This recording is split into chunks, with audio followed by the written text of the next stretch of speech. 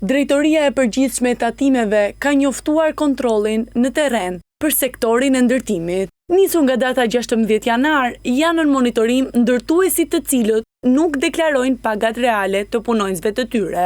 Ministri i Financave Petrit Malaj thot se kontrolli në sektorin e ndërtimit do të synojë të formalizojë ekonominë dhe të rrisë deklarimin real të pagave të punonjësve.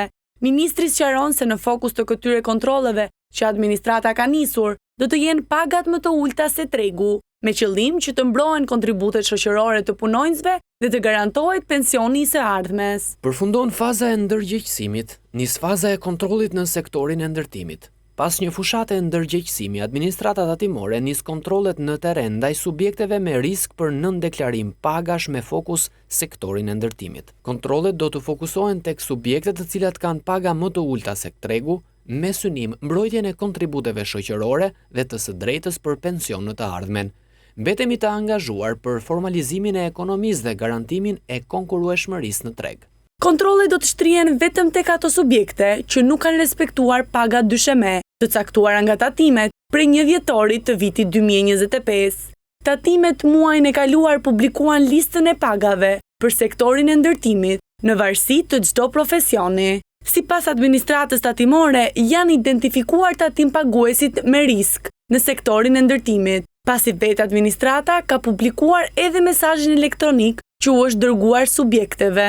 Çdo tatim pagues që deklaron paga në nivel apo që ndryshon profesionin e punonjësve me qëllim shmangjen e deklarimit real të tyre, duke rrezikuar pagesën e kontributeve dhe pensionin e punonjësve, do të konsiderohet me risk dhe do të jetë subjekt i kontrollit. Rreth një muaj më parë, gjatë një takimi me sipërmarrësit, kryeministri Edi Rama pati një debat me ndërtuesit, pas kërkesës nga shoqata e ndërtuesve për lehtësimin në pagesën e taksës së infrastrukturës. Kryeministri Rama tha se me ndërtuesit nuk ka paqe dhe as mbështetje, pasi është sektori me fitim më të lartë në Shqipëri.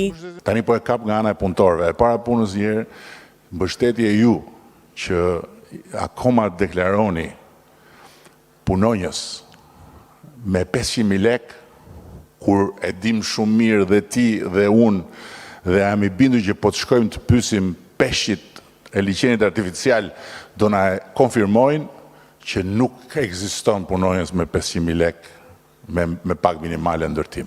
Nuk ka. Apo jo? Më shif në sy. Jo në Tiranë, po askund.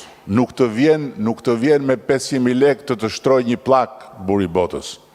Jo të marri rog 500.000 lek muaj. Edhe ju vazhdoni keni në sektor deklarime, po një deklarimet dhe paguajni, jo vetëm paguajni njerëzit, po deklarojnë ato paga dhe pastaj kërkoni, çfarë mbështetje kërkoni ju? Çfarë mbështetje jeni sektori me më shumë fitim në Shqipëri?